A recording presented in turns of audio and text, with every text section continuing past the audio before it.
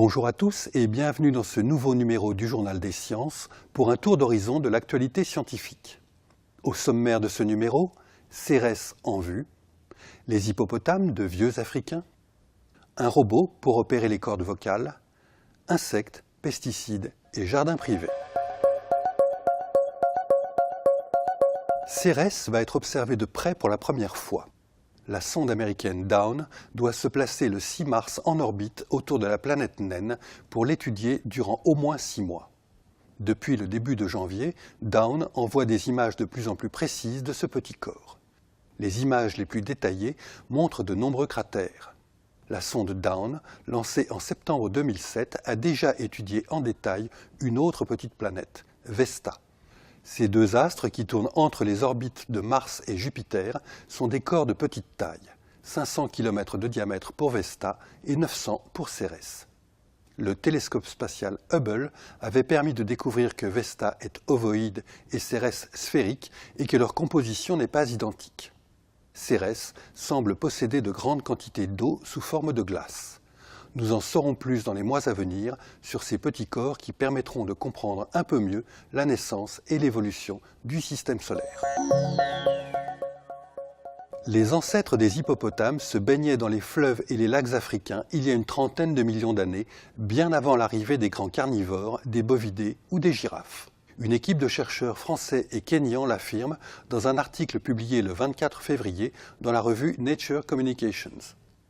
Ces chercheurs viennent de découvrir au Kenya une demi-mâchoire et plusieurs dents appartenant à une nouvelle espèce fossile nommée Epirigénis loconensis.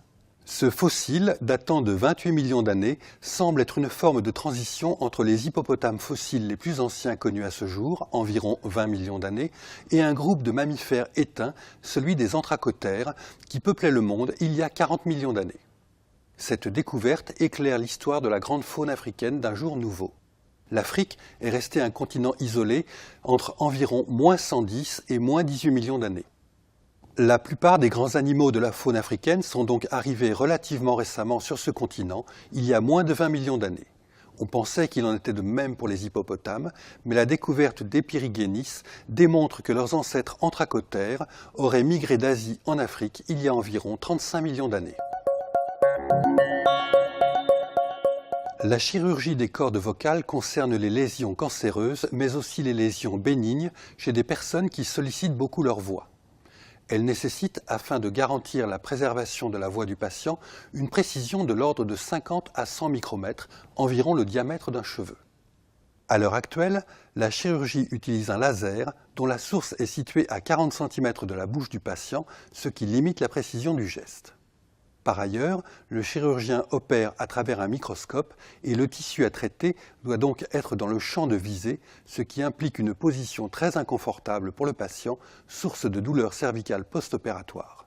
Pour pallier ces inconvénients, le projet européen MicroRalp, porté par l'Institut italien des technologies et associant le CHRU de Besançon, développe un robot dédié à la chirurgie des cordes vocales.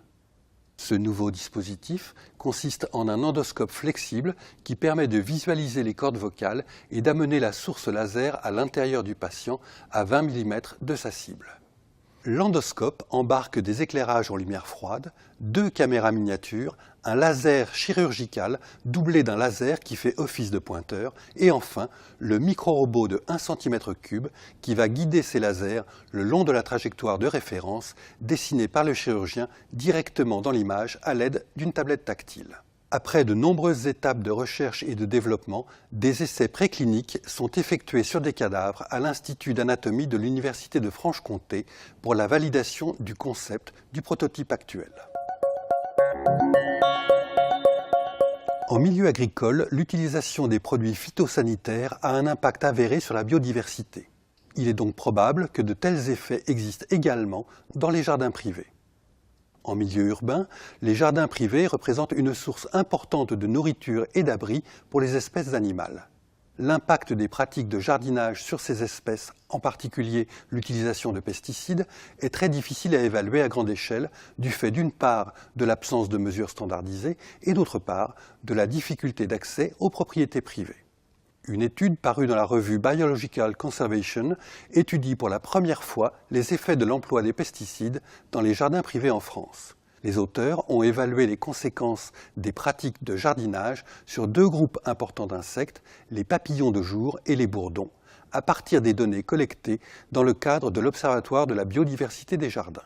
Leurs analyses montrent que papillons et bourdons sont moins abondants dans les jardins traités avec des insecticides, ce qui était attendu, mais aussi dans ceux traités par des herbicides. Ces résultats montrent pour la première fois que les pratiques individuelles dans un cadre privé ont un impact sur la biodiversité, même dans un paysage urbain très anthropisé. En résumé, si vous aimez les bourdons et les papillons, n'utilisez pas d'insecticides et désherbez à la binette votre jardin de ville. Ce numéro est maintenant terminé. Rendez-vous dans 2 semaines pour un nouveau tour d'horizon de l'actualité scientifique. En attendant, retrouvez-nous sur scienceactualité.fr, le site de la rédaction.